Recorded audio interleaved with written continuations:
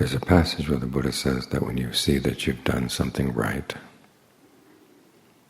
you manage to say something or think something or do something that didn't harm anybody, you should take joy in that fact and continue training. But there's another place where he says that the secret to his awakening was discontent with his skillful qualities. In other words, as long as he hadn't attained the deathless happiness that he was looking for, he wouldn't rest content. So which is it? And the answer, of course, is both. Knowing the right time and the right place to encourage yourself, and knowing the right time and place to come down hard on yourself. That's a skill, and it's an important part of the practice. And you notice that when the Buddha is telling you to encourage yourself, to take joy in when you've done something right, he says you don't stop there, you keep on training. That's what it means to be discontent. In other words, you know you've done something well and you want to tell yourself, yes, you did that well. But you don't let yourself stop there. And John Fuang once said he was afraid to praise people about their practice because often they would just stop, thinking they were good enough. It's one of the reasons I almost never got any praise from him. His attitude was, you can always do better. But you have to take joy in the fact that you are making progress. Otherwise you get discouraged.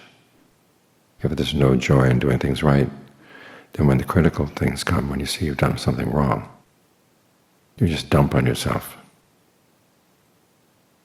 That's not helpful. You need to train your inner voices to have a sense of time and place. Think of the Buddha's strictures for the kind of words he would speak. First they would have to be true. Then I have to pass the next checkpoint, which is, are they beneficial? And if they're true but not beneficial, he wouldn't say them. If they were true and beneficial, then the next checkpoint was, is this the right time and place? To be critical or to be encouraging? 3 checkpoints. Most of us don't do any checkpoints at all. Whatever pops in our mind just comes out. And if it doesn't come out our mouth, it just keeps running around inside the mind. Think about how much work we had to put in to learn language when we were small. And then look what it does to us. It turns around and it criticizes us inside. It tells us we have to worry about this, worry about that.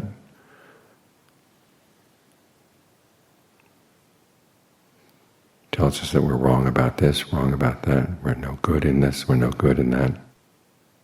It's like Pandora's box. Languages come in and take over our brains. And oftentimes it doesn't have much to keep it under control. This is one of the parts of the meditation. We're talking about getting the mind under control. And part of it is just staying focused on the breath. Having a sense of being with that sensation and not wandering off. But an important part of the meditation is also how you talk to yourself. It's called directed thought and evaluation. And it's part of right concentration, and even before right concentration. It's how you talk to yourself throughout the path. People sometimes come and say, how do I do this directed thought and evaluation? Well, you're doing it all the time. You pick up a topic and then you comment on it. Pick up another topic and comment on it. Or you just circle around one particular topic, which may or may not be useful. And that inner voice, or those many inner voices, can really harass you. So you've got to get a sense of control. Lay down some laws. And the good laws are the ones I mentioned just now. It has to be true, it has to be beneficial. It has to be at the right time and place. And if the inner voices don't abide by those rules, they may keep on chattering, but you just decide, I'm not going to listen. Wherever this inner voice came from, I don't have to trust it. Here again, you bring out that 5-step program that the Buddha would recommend for dealing with anything going on in the mind. You have to see its origination. What's propelling it? So you've got this sense in the mind that you have to worry about things. If you don't worry about things, everything's going to fall apart. Well, question that attitude. First, bring it out. Sometimes it operates behind the scenes, because it knows that if you actually listen to what it had to say, it'd be pretty stupid. Say there's an asteroid coming to the Earth. Well, worrying about it is not going to change its course. There's this kind of magical thinking that if I worry enough about something, it'll go away. That's not true. Or if I worry about it enough, I'll be prepared for it. That's not true either. The way you prepare for things in the future is to focus on what skills you can develop in the present in terms of mindfulness, alertness, ardency. So you'll be able to think quickly and on your feet when something unexpected happens in the future. All too often we're told to focus on the present moment for its own sake. It's a wonderful moment, or it's the only moment there is. But the Buddha never said that. All the cases where he talks about focusing on the present have to do with getting prepared for the fact you're going to die.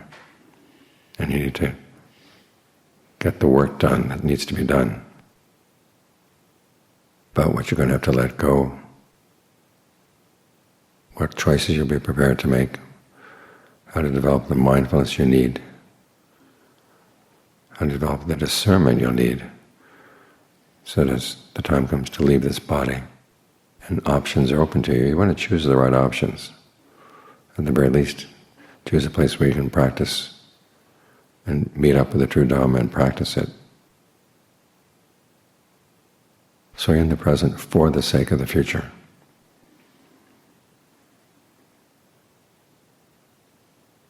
So you keep reminding yourself, this is where the real work is done. But it's not for the sake of being here, it's for the sake of dealing with whatever's going to come up in the future as well. I mean, you are creating a sense of well-being right now, but that sense of well-being is not the end in and of itself. It's part of learning how to do the work well, and also part of learning how to step out of the voices of your mind. Because when you can stay with the sense of the breath as a purely physical sensation,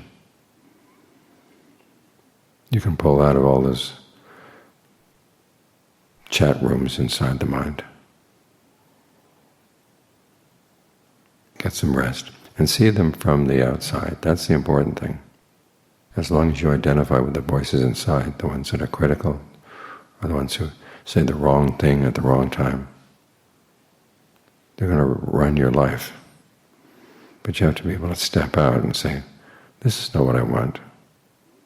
It's not true, or it's not beneficial, or this is not the right time.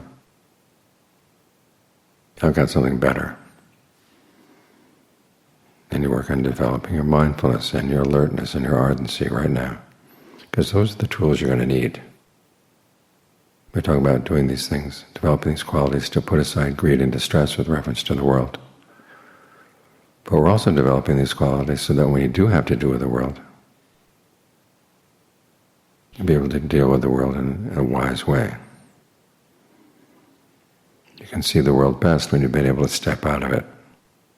That includes not only the world outside, but the world of your mind, or the worlds of your mind. So establish some rules of order inside the mind. And this doesn't mean you'll be able to stop the voices in the mind right away, but it does mean that you can learn how not to take them seriously. If they're going to chatter, have them chatter in the other corner of the room. You're in this corner of the room where you're going to do some work, the work that needs to be done right now.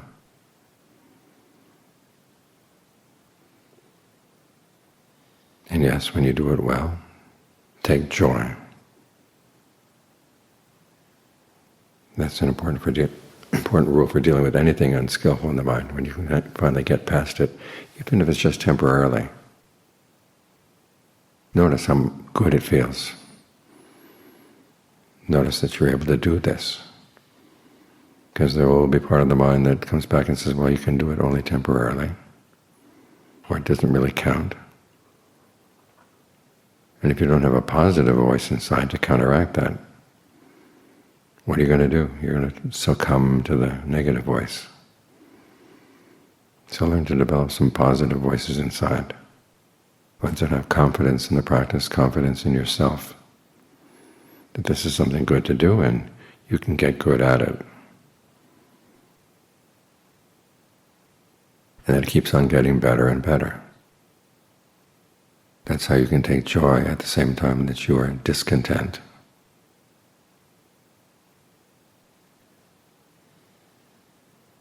In other words, you recognize your progress, recognize also the fact that you haven't reached the goal,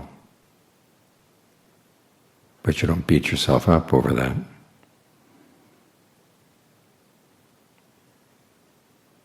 Take joy in the fact that you're progressing, and you want to keep on progressing. And the paradox between taking joy and being discontent will disappear.